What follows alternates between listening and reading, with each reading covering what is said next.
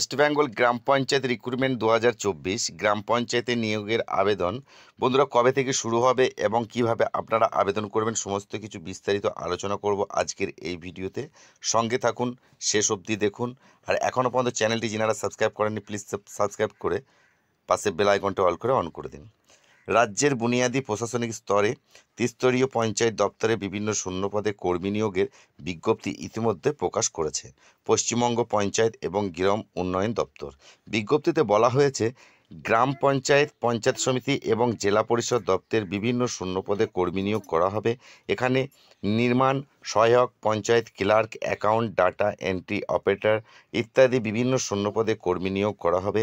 3টি স্তরে মোট 19 প্রকার শূন্যপদ আছে। চাকরির প্রার্থীরা অষ্টম শ্রেণী, মাধ্যমিক ও উচ্চ মাধ্যমিক স্নাতক পাস সহ অন্যান্য উচ্চস্তরের যোগ্যতার ভিত্তিতে বিভিন্ন শূন্যপদগুলিতে আপনারা কিন্তু আবেদন করতে পারবেন। বিজ্ঞপ্তি প্রকাশ পেলেও সংশ্লিষ্ট নিয়োগগুলির জন্য এখনও আবেদন প্রক্রিয়া শুরু হয়নি। রাজ্য সরকারের পঞ্চায়েত দপ্তরে একটি নির্দিষ্ট পোর্টালের মাধ্যমে আবেদনকারীদের রেজিস্ট্রেশন প্রক্রিয়া শুরু হয়েছে। তবে শূন্যপদের ভিত্তিতে অনলাইনে আবেদন কবে থেকে করা যাবে সে বিষয়ে স্পষ্ট ধারণা পাওয়া যাচ্ছে না। অনুমান করা যাচ্ছে লোকসভা ভোটের প্রক্রিয়া সম্পন্ন হওয়ার পরেই এই নিয়োগের আবেদন শুরু হবে। স্বাভাবিকভাবে দেখা যায় যে কোনো নির্বাচন চলাকালীন এই ধরনের চাকরির পরীক্ষার আবেদন প্রক্রিয়া বা নিয়োগ প্রক্রিয়া সাময়িক স্থগিত থাকে। এক্ষেত্রে একই অনুমান করছে পঞ্চায়েত দপ্তরের আধিকারিকরা একাংশ।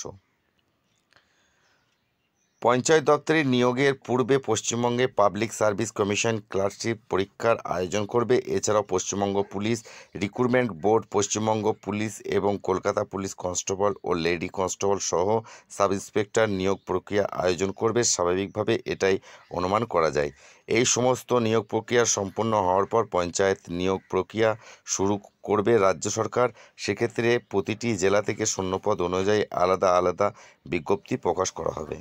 জেলাভিত্তিক শূন্য পদ অথবা নিয়োগ বিজ্ঞপ্তি প্রকাশ পাওয়ার পরেই নিজেদের আবেদন নথিভুক্ত করতে পারবেন চাকরি প্রার্থীরা। বন্ধুরা, আজকের আপডেট এটুকুই। এরপরে যদি আরও নতুন কিছু আপডেট থাকে আমাদের চ্যানেলের মধ্যে জানিয়ে দেবো।